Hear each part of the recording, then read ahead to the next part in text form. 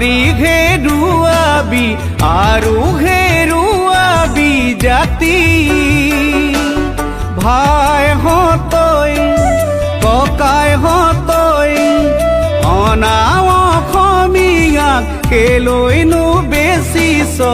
আমাৰ অসমীয়াৰ মাটি ভাই ভাই বুলি চপালি কাল নিজে ভাই হতই ককাই হতই ঘর ঘেরুয়াবি বাড়ি ঘেরুয়াবি আরু ঘেরুয়াবি জাতি ভাই